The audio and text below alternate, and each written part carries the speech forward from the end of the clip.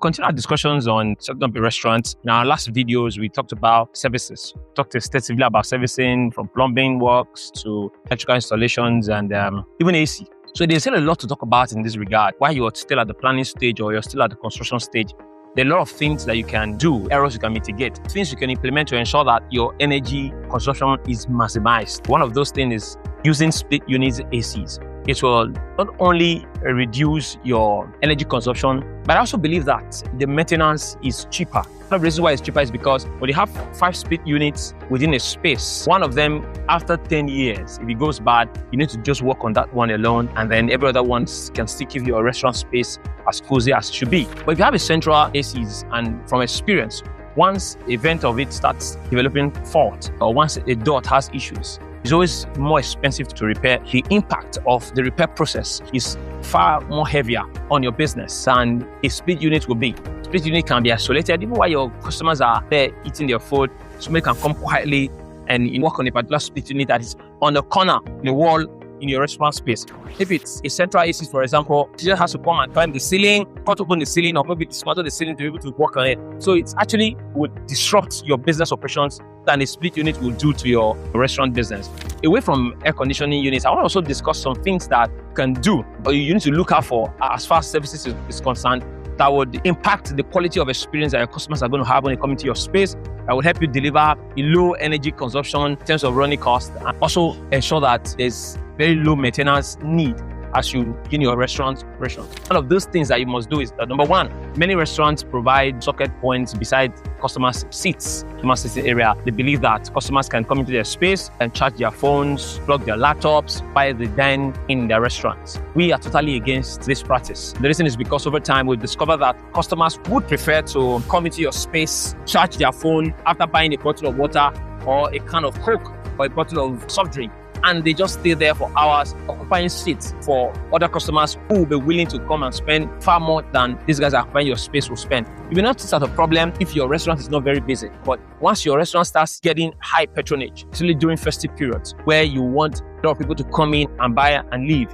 it becomes a problem having to create these charging ports, your customer dining area, for customers to just come and use free of charge. What some businesses have started doing, if you've not noticed, if you live in Lagos, is that they come to you and say, oh, we're going to use this charging point to work, or maybe for an hour, it is this amount of money. To me, many customers frown at that practice and say, what do you mean? I've come to buy food from you, so why would you charge me for charging my phone or charging my laptop or just attending to some emails while I'm staying in the restaurant space? So the best bet is do not have those charging ports at all. It's not advisable. Another thing that we have begun to discourage restaurants from doing, if you've not noticed, many chain restaurants who have this experience do not even have DSTVs or televisions where they display movies and shows in their restaurant space, while those that used to have it are now also gradually and speedily moving away from that practice, because they've discovered that it allows customers to just come into your space and use your restaurant space as an entertainment space. Whenever there's a football match, the restaurants will be filled up. They are not buying anything, they're just watching DSTV free of charge. Not to talk of the fact that in Nigeria, many of these companies that provide these entertainment channels are beginning to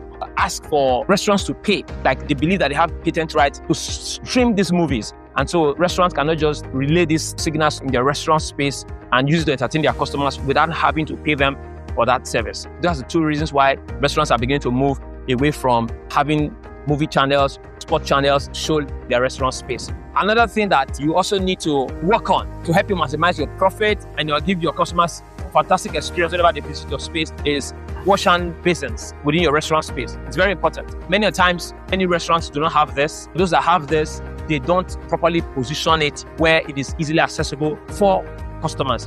I have seen restaurants with very large customer lounge areas. They have just one and it's hidden away somewhere. You have to start asking the cashiers or other customers, say, please, where can I wash my hands? Where can I wash my spoon? You need to creatively position wash hand basins within your restaurant space. And if you have a very large restaurant space, you need to make it more than one so that customers don't have to travel, leaving their food in the care of no one to go and wash plates and spoons. You might think these things are small, but like I said, they add to the quality of experience that customers have in your space whenever they come and patronize you. Another thing that would help energy consumption, or that people will probably want me to talk about is inverter installations. How does inverter installations help in energy consumption for a commercial space like a restaurant, market, or a lounge? The truth is, from our knowledge of how inverters works, actually what we call the hybrid system, which incorporates solar panels so that solar energies are used to charge your inverter batteries, apart from using public power supply to charge your inverter batteries. Basically, our idea is that the kind of investment that you need have an inverter installation that would last. Forget what you're seeing on the internet. Effective inverter systems are not cheap. Hypothetically, if you were to have a 20 kVA inverter system, it would not be able to serve a regular quick service restaurant, a regular QSR. During the day.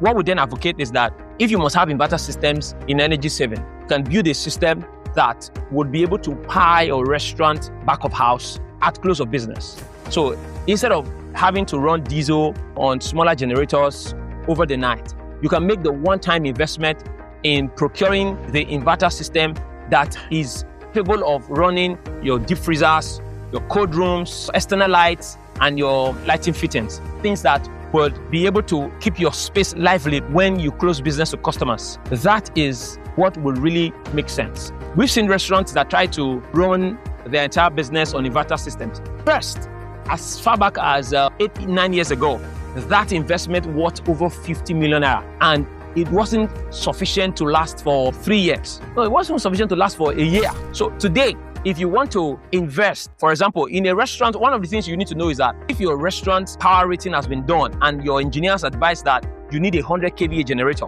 it then also means that you also need a 100 kVA inverter to run your restaurant on inverter. Inverter companies should state in the comment section what that will likely cost. The 100 kVA inverter installation system is going to cost multiples of tens of millions, and many restaurant business will not have that cost. But you have a 10 kVA, 15 kVA that can power your deep freezers, your chillers, your external lights. So at the close of business, instead of switching to a smaller generator and you keep burning diesel all through the night to do a power rating calculation for you and then do an installation for you. Again, you still need somebody to supervise that installation. My findings is that some of these guys, not every one of them, some of these guys just want to depress systems. They tell you that 10 kVA can work. Yes, 10 kVA may be able to work, but it will not last. In 6 months, in 1 year, you're changing batteries, you're complaining, and you're saying the battery is not good or the battery wasn't properly done. If your power rating is 10 kVA, you probably would need a minimum of 15 kVA or a 20 kVA inverter systems to be able to run that inverter system for 2 to 3 years without any problem or a need to change any battery. See you in the next video.